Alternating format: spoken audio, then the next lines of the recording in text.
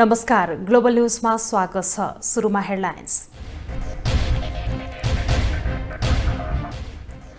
प्रधानमन्त्री देउवा र एमाले अध्यक्ष ओलीबीच बालकोटमा भेटवार्ता, छलफल सकारात्मक भएको ओलीको भनाई। संविधानमाथि पटक पटक आक्रमण भएको पूर्व राष्ट्रपतिको आरोप, संसद र न्यायालयको समस्या समाधानमा गम्भीर हुन आग्रह। कोरोना संक्रमितको संख्या पुनः उकालो लाग्दै, माघको पहिलो सातादेखि कोरोना विरुद्धको खोपको तेस्रो मात्रा दिने सरकारको तयारी। अन्तर्राष्ट्रिय मान्यता र सम्बन्धलाई चीनले कमजोर बनाउन खोजेको जापान र अमेरिकाको आरोप, अनावश्यक टिप्पणी नगर्न चीनको चेतावनी। र फिफा वर्ष खेलाडी अवार्डका लागि मनोनित खेलाडीको नाम सार्वजनिक, पुरुष अन्तिम 3 मा मेसी, लेवान्डोस्की र सलाह छनौट। ग्लोबल न्यूज अब विस्तारमा। संसदको जारी अवरोध हटाउने विषयमा छलफल गर्न प्रधानमन्त्री शेरबहादुर देउवा एमाले अध्यक्ष केपी शर्मा ओली निवासमै पुगेका छन्। लगातारको संसद अवरोधले महत्वपूर्ण विधेयकहरू नै अल्पत्र परेपछि प्रधानमन्त्री देउवाले छलफल सुरु गरेका हुन्। दुई नेताको बीचमा भएको छलफल सकारात्मक भएको अध्यक्ष ओलीले जानकारी दिएका छन्। संसदको जारी गतिरोध हटाउने विषयमा छलफल गर्न प्रधानमन्त्री शेरबहादुर देउवा अध्यक्ष केपी शर्मा ओली निवास बालकोट पुगेका हुन्। भेटवार्ताका क्रममा प्रधानमन्त्री देउवाले अध्यक्ष ओलीलाई संसदको गतिरोध हटाउन आग्रह गरेका छन्। त्यसबाहेक एमसीसीका बारेमा समेत दुई नेताका बीचमा छलफल भएको छ। छलफलपछि प्रतिक्रिया दिँदै एमाले अध्यक्ष केपी शर्मा ओलीले सकारात्मक रूपमा छलफल भएको जानकारी दिएका छन्। यसअघि सत्तारूढ गठबन्धनका शीर्ष नेताहरूको बैठकले अध्यक्ष ओलीसँग संवाद गरेर संसदको गतिरोध हटाउने पहल गर्न प्रधानमन्त्री शेरबहादुर देउवालाई जिम्मा दिएको थियो। त्यसअनुसार प्रधानमन्त्री देउवा अध्यक्ष ओली निवास बालकोट पुगेका हुन्। एमाले निरन्तर गरिरहेको संसदको अवरोध हटाउन सत्तारूढ गठबन्धनले पहल गर्ने निर्णय यसअघि गरेको थियो। निरन्तर संसद अवरोध गर्नु जायज नभएको सत्तारूढ दलको निष्कर्ष छ। संसद सुचार गर्नु सरकारको जति कर्तव्य छ, प्रतिपक्षको पनि त्यत्तिकै भूमिका र कर्तव्य रहन्छ। त्यसैले संसदलाई सुचार गर्नका निमित्त पहल गर्ने निर्णय भयो। केही समय पहिला संसदको अवरोध खुलाउन माओवादी केन्द्रका अध्यक्ष प्रचण्डले समेत आवश्यक परे एमाले अध्यक्ष ओली निवासमा पुग्ने बताएका थिए। सरकारले बोलाएको सर्वदलीय बैठक एमाले बहिष्कार गर्दै आएका बेला प्रधानमन्त्री देउवा ओली निवासमा पुगेपछि संसदको गतिरोध हट्ने अपेक्षा गरिएको छ। ग्लोबल टेलिभिजनका लागि क्यामेरामा सन्दीप डाँगीका साथमा अमृत राज काफले, काठमाडौँ। पूर्व राष्ट्रपति डाक्टर रामवरण यादवले संसद, न्यायालय लगायतका क्षेत्रमा देखिएका समस्या समाधानका लागि राजनैतिक दलहरू गम्भीर हुनुपर्ने बताउनु भएको छ।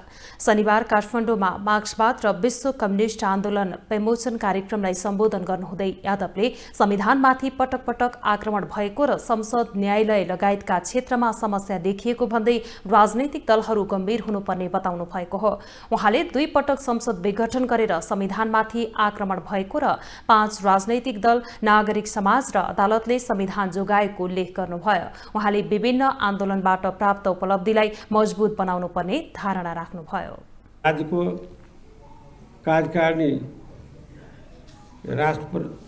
सरकार प्रमुख, त्यसको दायित्व छ अहिले पोलिटिकल पार्टीहरूलाई एक ठाउँमा राखेर छलफल गरेर कसरी चाहिँ कि अदालत कसरी चलाउने, प्रतिनिधि सभा जहाँ राष्ट्रको सम्पूर्ण समस्याको समाधान गर्ने त्यही थलो, त्यसलाई बन्धक बनाएर राखिएको छ। कार्यक्रममा नेकपा एकीकृत समाजवादीका अध्यक्ष माधव कुमार नेपालले नेतृत्वमा पुग्नेले सत्ता दुरुपयोग गर्ने प्रविधि अन्त्य नभएसम्म मुलुकको विकास हुन नसक्ने बताउनुभयो। निरङ्कुश नेतृत्वलाई अन्त्य गर्न जनतामा चेतना आवश्यक रहेको उहाँको भनाइ छ।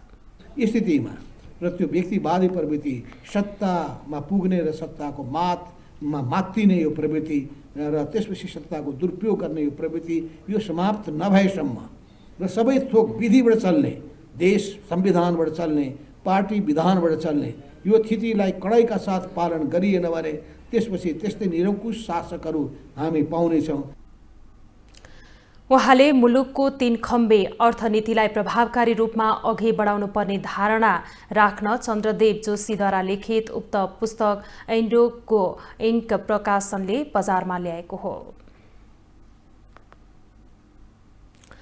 नेपाली कांग्रेसका नेता डाक्टर शेखर कोइरालाले सभापतिले आफू खुसी गर्न खोजे पार्टीले चुनावमा हारको सामना गर्न सक्ने बताउनु भएको छ। सुनसरीको इनरुवामा नेता कोइरालाले सभापतिले सबैको हुँ भने पनि विश्वासको वातावरण भने बन्नि नसकेको बताउनुभयो। सभापति शेरबहादुर देउवाले विधानमा भएको व्यवस्थालाई गलत रूपमा प्रयोग गरेर नियुक्ति गरिरहेको बताउनुभयो। सभापति यसरी नै हिँड्ने हो भने पार्टीले स्थानीय, प्रदेश र केन्द्रीय निर्वाचन जित्न नसक्ने उहाँले बताउनुभयो। मानिसहरूलाई नेपाली कांग्रेसमा आबद्ध गराउन सक्यो भने हामी निर्वाचन जित्छौँ भनेर भन्दैछौँ। तर यस्तै तरिकाले उहाँ हिँड्नुभयो भने पार्टी दुर्घटनामा पर्न सक्छन्। यस्तै कार्यक्रममा कोइरालाले संसद छलफल गरेर एमसीसीको भ्रम चिर्न पर्ने बताउनु भएको छ। कोइरालाले आगामी चुनावमा कांग्रेसले एक्लै लड्ने समेत दोहोर्याउनुभयो।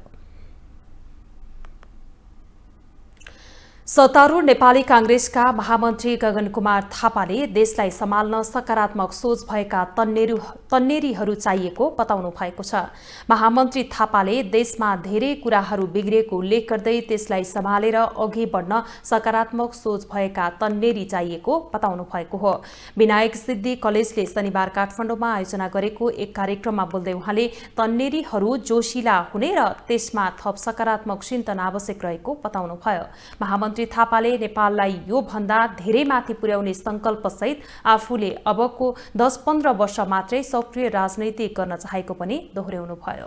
एउटा राजनीतिक कार्यकर्ताबाट बिताएको छु, अर्को 10-15 वर्ष मात्रै नेपालको राजनीतिमा क्रियाशील रहन्छु, त्यसपछि विश्राम लिन्छु भन्ने मेरो संकल्प छ। मैले विश्राम लिँदै गर्दा नेपाल योभन्दा धेरै माथि पुगेको हुन्छ भन्ने कुराको मेरो विश्वास छ। महामन्त्री थापाले देशलाई समस्या खडा गर्नेहरूको आवश्यकता नभएको स्पष्ट पार्नुभयो। नेकपा एकीकृत समाजवादी निकट युवा संघ नेपालले पशुपति क्षेत्रभित्र रहेको सार्वजनिक सम्पत्ति अतिक्रमित भएको निष्कर्ष निकाल्दै फिर्ता ल्याइ छाड्ने प्रतिबद्धता जनाएको छ। शनिबार दिउँसो पशुपति क्षेत्र परिसरभित्र बनेको धर्मशालाको अनुगमन गर्न पुगेका युवा संघ नेपालको टोलीले सो धर्मशाला समेत व्यापारिक प्रयोजनको निम्ति दिने काम गरेको भन्दै त्यसलाई तत्काल रोक्न पनि सरकारसँग माग गरेको छ। पशुपति क्षेत्रभित्रको सार्वजनिक सम्पत्ति समेत अतिक्रमित भएकाले त्यसलाई रोक्न आफूहरूले अनुगमनको काम सुरु गरेको संघका अध्यक्ष नरेश साईले जानकारी दिनुभयो। अध्यक्ष साईले नारायणहिटी संग्रहालय, नेपाल ट्रस्ट, रेडियो नेपालको खुमलटार स्थित जग्गाहरू समेत अतिक्रमणमा परेको उल्लेख गर्दै त्यसलाई फिर्ता ल्याउन आफूहरूले पहल सुरु गर्नु परेको बताउनुभयो। मलाई जति काम भएको छ यहीँनिर रोक्न र बाँकी कुराहरू अगाडि चाहिँ एउटा निष्कर्ष नपुगेसम्म रोक्नका लागि म अनुरोध गर्दछु र हाम्रो यो अभियान निरन्तर जारी हुनेछ। युवा संघ नेपालले नारायणहिटी संग्रहालयमा बतास समूहले बनाउन लागेको रेस्टुरेन्ट भत्काउन निर्देशन दिएको भन्दै संस्कृति, पर्यटन तथा नागरिक उड्डयन मन्त्री प्रेम बहादुर आलेलाई धन्यवाद समेत दिएको छ। अब पालो ग्लोबल सञ्जालको।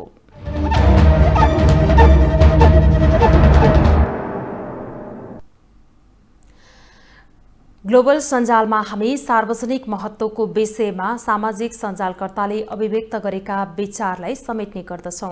आज पनि हामीले समसामयिक विषयमा गरिएका टिप्पणीलाई प्राथमिकता दिएका छौं।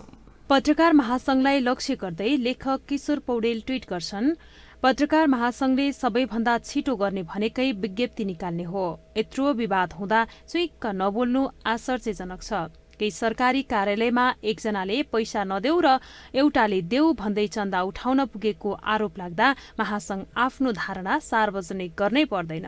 दलका नेतालाई लक्ष्य गर्दै विद्युत लामिछाने ट्वीट गर्छन्, ठिक छ, कर्मचारी तन्त्र त मिलेमतोमा लागे बिके अनि यिनलाई नीति नियममा बाँध्न नसक्ने नेताज्यूहरू चाहिँ दोषी नहुने। व्यापारी र ठेकेदारसँग साटगाँठमा दल र तिनका नेतृत्व झन अगाडि छन्। नेपालको विविध पक्षलाई लक्षित गर्दै गान्धार नरेश ट्वीट गर्छन्, होइन अब त प्रतिगमन सचिसकेन र भन्या। भारतले लिपुलेख सहित नक्सा निकालिसक्यो, लोड सेडिङको तालिका आउनै लाग्यो। न्यायपालिका भद्रगोल भइसक्यो, कार्यपालिका तहस नहस छ। लोकतन्त्र जोगाउन विकास बजेट काटेर मन्त्रालय थपिसक्यो, बतासले देश उडाइसक्यो, देश मातृ सत्तात्मक भइसक्यो, अब पुगेन र भन्या। कोरोनाको नयाँ भेरिएन्ट ओमिक्रोनको विषयमा समीरमणि दीक्षित ट्वीट गर्छन्, ओमिक्रोन संक्रामक छ, पुष्टि भइसक्यो, तर डेल्टाको तुलनामा यो कमजोर हुन सक्ने तथ्य पनि बाहिर आइसकेको छ। अब सरकारले ध्यान दिनै पर्ने कुरा यो हो कि आउँदा दिनहरूमा अस्पतालमा डेल्टाको चाहिँ चाप बढ्छ र बढ्यो भने तयारी पर्याप्त छ। आगामी दिनहरूका कदमहरू यसैले निर्धारण गर्छ। मेडिकल कलेजले लिएको अतिरिक्त शुल्कको विषयमा भट्टराई बाबु ट्वीट गर्छन्, काठमाडौँ मेडिकल कलेजले विद्यार्थीबाट अतिरिक्त शुल्क लिई छाड्ने रे। राज्यको शक्ति भन्दा माफियाको शक्ति ज्यादा छ, त्यही भएर त राज्य लाचार र निरीह बन्न पुगेको छ। राज्य शक्तिशाली हुन्थ्यो त त्यस्ता माफियालाई तत्काल पक्राउ गरेर ठेगान लगाउँथ्यो नि। र अन्त्यमा प्रधानमन्त्री र एमाले अध्यक्षको भेटवार्ताको विषयमा पत्रकार माधव प्रसाद तिवारी फेसबुकमा लेख्छन्, देउवाले ओलीसँग भेट्ने मात्रै भन्दा सभामुख सापकोटा विरुद्ध महाभियोग दर्ता गरेर बाँकी छलफल अघि बढाउनु उचित हुन्छ। ग्लोबल न्यूजमा अब एकैछिन ब्रेक।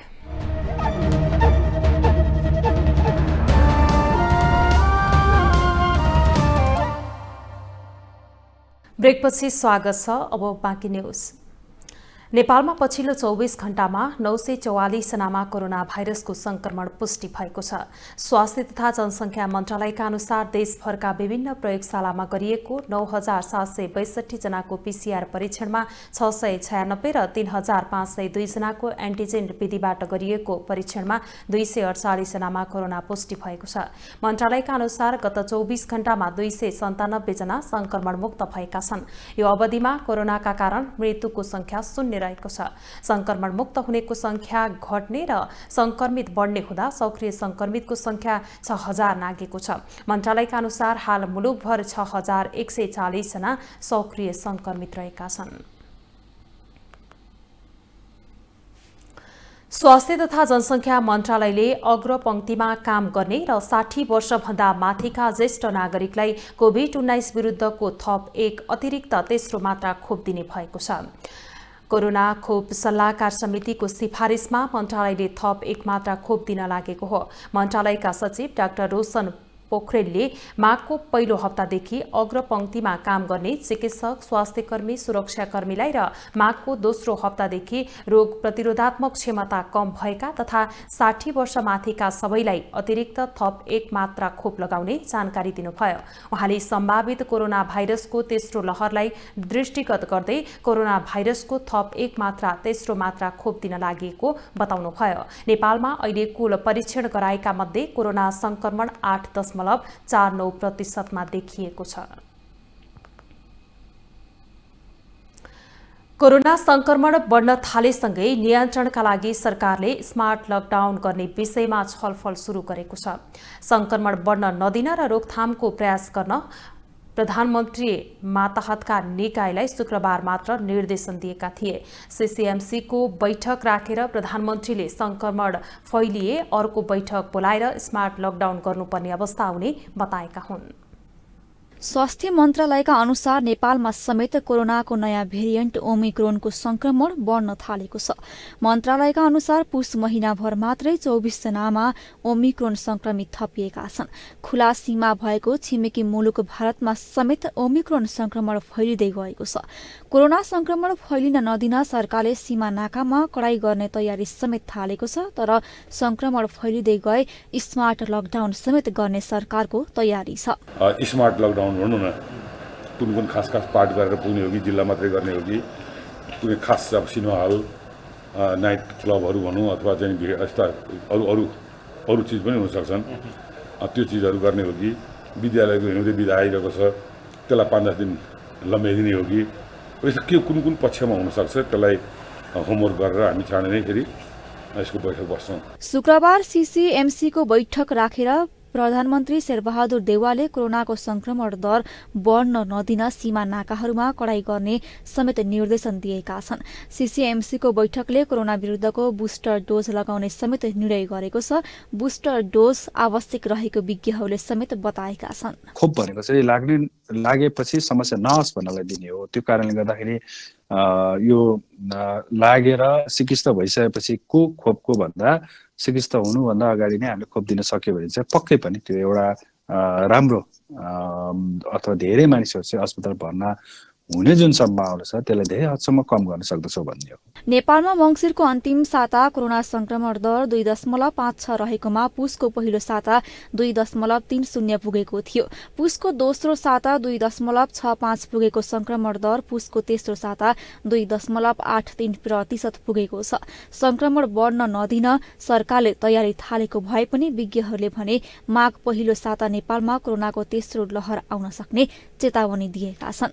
ग्लोबल टेलिभिजनका लागि क्यामेरामा सन्दीप डाङ्गीका साथमा पूजा बेलबासे, काठमाडौँ।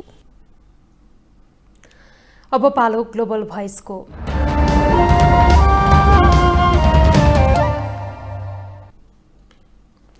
दुई वर्षदेखि महामारीको रूपमा फैलिएको कोभिड-19 निर्मूल हुनुको साटो नयाँ स्वरूपमा देखिएको छ। केही सुस्त देखिएको संक्रमण दर पुनः हवात्तै बढेको छ।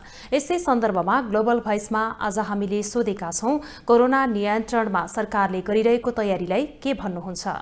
सरकारको तयारी त सामान्य नै देखिन्छ, त्यस्तो उत्कृष्ट खालको छैन हैन। तर अब यो पहिलाको कोभिड-19 को लाई अलिकति शिक्षा लिएर सबभन्दा चाहिँ आफैले अलि सतर्क गर्नु पर्यो देखिन्छ क्या यो उसमा। नत्र भनेदेखि अर्काले गर्देला, अर्काले जोगाइदेला भनेर जोगिने कुरो होइन। सबभन्दा पहिले आफू सतर्क गर्ने, सामाजिक दूरी कायम गर्ने। अब यस्तो छ, अब अहिले जुन न्यू भ्यारिएन्ट देखिएको छ हैन, यसमा सरकारको तयारी त अब पहिलाको भ्यारिएन्टमा त के थियो त्यो त तपाईँले देखिहाल्नु भइहाल्यो। अब आउने यो झन् खतरा छ भन्ने बुझिया छैन सर। त्यसलाई चाहिँ अब अलिकति रोकथामको लागि पूर्व तयारी चाहिँ हुनु पर्यो।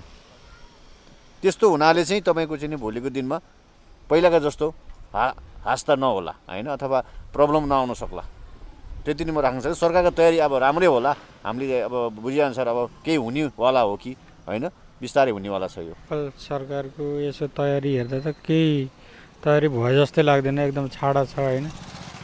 अब मान्छेको भिडभाड उति छ हैन, अब रोगहरू उति आइरहेछ, त्यसले गर्दाखेरि खास तयारी भयो जस्तो मलाई लाग्दैन। अब सरकारले चाहिँ पर्याप्त तयारीहरू गर्नुपर्छ। यसको लागि अब नाकाहरूमा चाहिँ अब चेक जाँचको व्यवस्था गर्नु पर्यो हैन, नाकाहरू कडाई गर्नु पर्यो।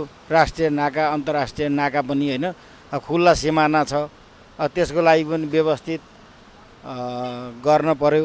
र यहाँ पनि अब चेक जाँचको व्यवस्था गर्नु पर्यो र हाई अलर्टमा राखेर चाहिँ अब सबै स्वास्थ्य कर्मीहरूलाई चाहिँ नि अब चाहिँ सबै जनताले चाहिँ हैन त्यो स्वास्थ्य सुविधाको पहुँच पाउने हिसाबले चाहिँ अब कार्यक्रम अगाडि बढाउनु पर्यो। सकेसम्म त अब हैन, अब हामीलाई पनि अब मास्क, सेनिटाइजर यसो निःशुल्क दिए त अलिकति राम्रै हुन्थ्यो हैन।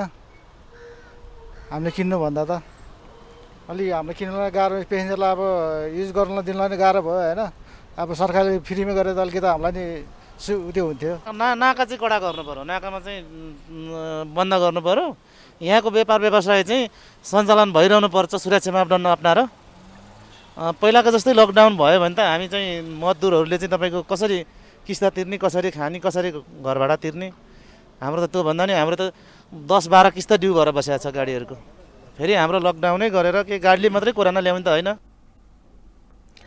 ग्लोबल न्युजमा पुनः एकैछिन ब्रेक।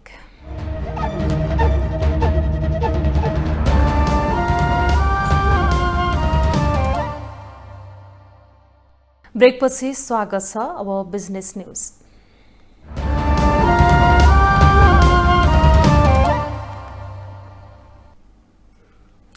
भूमि व्यवस्था सहकारी तथा गरिबी निवारण मन्त्री शशि श्रेष्ठले भूमिहीनता सदाका लागि अन्त्य हुने गरी काम गर्न राष्ट्रिय भूमि आयोगलाई निर्देशन दिनुभएको छ। मन्त्री श्रेष्ठले लक्षित वर्गले भरोसा गर्ने गरी काम प्रारम्भ गर्न पनि आयोगलाई सचेत गराउनुभयो। राष्ट्रिय भूमि आयोगले शनिबार काठमाडौँमा आयोजना गरेको कार्यक्रममा उहाँले आयोगको कामलाई सफल बनाउन आफ्नो मन्त्रालय र मातहतका सबै निकायले सम्पूर्ण रूपमा सहयोग गर्ने प्रतिबद्धता समेत व्यक्त गर्नुभयो। मन्त्री श्रेष्ठले भूमिहीन, दलित, सुकुम्बासी र अव्यवस्थित बसोबासीको मात्रै नभएर मोही, बिर्ता लगायतको समस्या समाधान गर्न पनि सरकारले कुनै कसर बाँकी नराख्ने बताउनुभयो। अव्यवस्थित बसोबासीहरूले भरोसा गर्न सक्ने गरी कार्य प्रारम्भ गर्दै नेपालबाट भूमिहीनता सदाका लागि अन्त्य गर्ने गरी कार्ययोजना अनुरूप अगाडि बढ्नेछ भन्ने मेरो विश्वास रहेको छ। कार्यक्रममा राष्ट्रिय भूमि आयोगका अध्यक्ष केशव निरौलाले भूमिहीनहरूको समस्या समाधान हुने गरी आयोगले आफ्नो कामलाई अघि बढाएको बताउनुभयो। उहाँले वर्तमान सरकारले भूमिहीनहरूको समस्या समाधानको कामलाई प्राथमिकताका साथ अघि बढाएको दावी गर्नुभयो। त्यसैले सिङ्गो राज्य अब यो समस्याको सदाको लागि अन्त्य गर्न अहिले तत्पर भएको स्थितिमा तपाईहरू, स्थानीय सरकार र हामी यो आयोग यहाँ उपस्थित भएका। अध्यक्ष निरौलाले भूमिहीनहरूको समस्या समाधानका लागि आयोगले स्थानीय सरकारसँग मिलेर काम हुने गरी कार्ययोजना तय गरेको पनि बताउनुभयो। करिब डेढ वर्षसम्म त्रिपालले छोपेर जनकपुरमा थन्किएको रेल आज दोस्रो पटक परीक्षण गरिएको छ। धनुषाको इनरुवामा 1.5 वर्षदेखि पालभित्र छोपेर राखिएको रेल परीक्षणका लागि आज लिकमा गुडाइएको हो।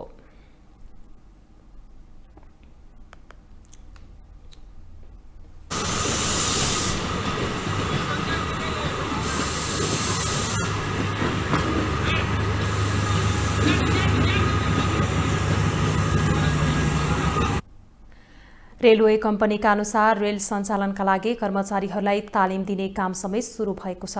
इनरुवादेखि खजुरी स्टेशन हुँदै जनकपुर धामसहित कुर्थासम्म प्रत्येक हल्टमा रोकेर परीक्षण गरिएको हो। परीक्षणका क्रममा सबै प्राविधिक अवस्था सही रहेको देखिएको बताइएको छ। रिङ रोडलाई मानव मैत्री बनाउन माग गर्दै नागरिक सरोकार यात्रा गरिएको छ। चक्रपथको चाबैल कलङ्की सडक खण्डलाई व्यवस्थित बनाउन माग गर्दै रिङ रोड नागरिक सरोकार समितिले नागरिक यात्रा गरेको हो। काठमाडौँको नारायण गोपाल चोकबाट सुरु भएको यात्रा शङ्ख पार्कमा पुगेर सकिएको हो। रिङ रोडको कलङ्की चाबैल खण्डमा चक्रपथ विस्तार गर्दा आवश्यक हुने footpath, zebra cross, bus station र पैदल मार्ग समेत व्यवस्था गर्न समितिले माग गरेको हो। यसअघि समितिले भौतिक पूर्वाधार मन्त्री रेणु कुमारी यादवलाई समेत चक्रपथ मानव मैत्री बनाउन माग गर्दै ज्ञापन पत्र बुझाएको थियो। अब इन्टरनेशनल न्यूज।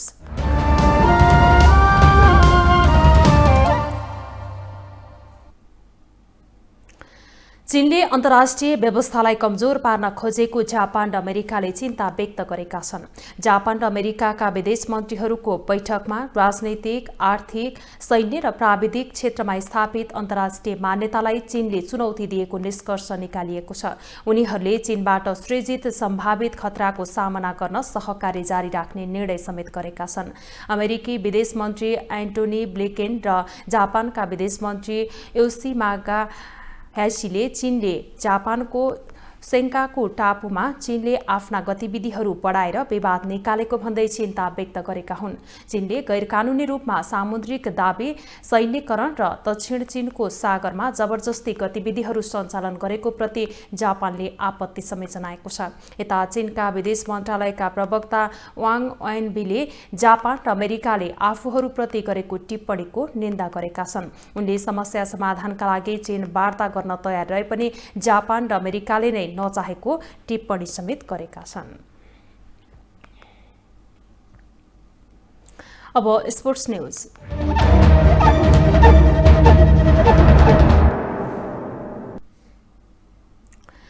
विश्व फुटबलको सर्वोच्च निकाय फिफाले फिफा वर्ष खेलाडी अवार्डका लागि मनोनित अन्तिम 3 खेलाडीको नाम सार्वजनिक गरेको छ।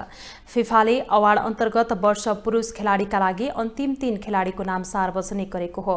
पुरुष खेलाडीको अन्तिम मनोनयनमा लियोनल मेसी, रोबर्टो लेवान्डोस्की र मोहम्मद सलाह परेका हुन्। वर्ष खेलाडी महिलातर्फ भने अस्ट्रेलियन साम केर, स्पेनकी जेनिफर हर्मोसो र स्पेनकै एलेक्सिया पुटेलास परेका छन्। वर्ष पुरुष प्रशिक्षकको अन्तिम मनोनयनमा पेप वान्डिवाला, रोबर्टो मान्सिनी र थोमस टुचेल परेका छन् भने महिला प्रशिक्षकतर्फ लुइस कोर्टेस, एम्बा हायट र सरिना बेकमान रहेका छन्। अवार्डका लागि कोच, क्याप्टेन, पत्रकार र फ्यानहरूले मतदान गरेका थिए। फिफाले विजेताको नाम 17 जनवरीमा घोषणा गर्ने जनाएको छ।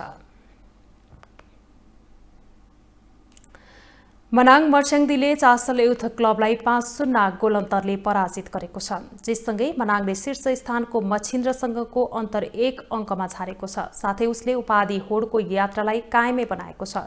यो जितपछि मनाङले 8 खेलमा 19 अङ्क बनाएको छ। यसैगरी शनिबार नै त्रिपुरेश्वर स्थित दशरथ रङ्गशालामा भएको खेलमा मछिन्द्र फुटबल क्लब आत्मघाती गोल उपहारबाट विजयी भएको छ। पहिलो हाफ गोल रहित बराबरीमा सकिएको खेलको दोस्रो खेलमा 66औं मिनेटमा फ्रेन्चलाई डिफेन्डर रोनिल एन्थोनी पाउलले आत्मघाती गोल गरेका थिए। यससँगै मछिन्द्रले 8 खेलमा 20 अङ्क जोडेको छ र मछिन्द्र शीर्ष स्थानमा यथावत रहेको छ।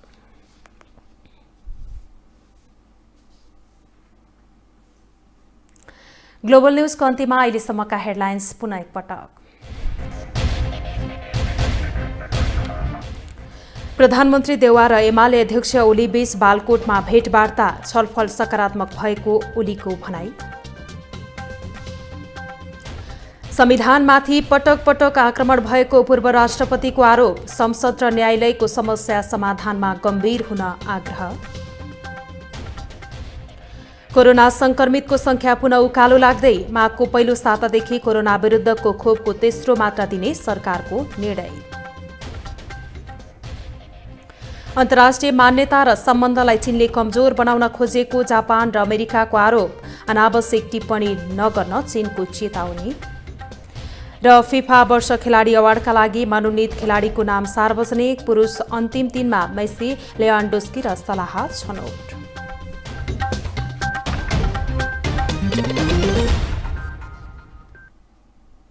अहिलेलाई ग्लोबल न्यूज यति नै। ग्लोबल टेलिभिजन तपाईँ फेसबुक तथा युट्युबमा पनि प्रत्यक्ष हेर्न सक्नुहुनेछ।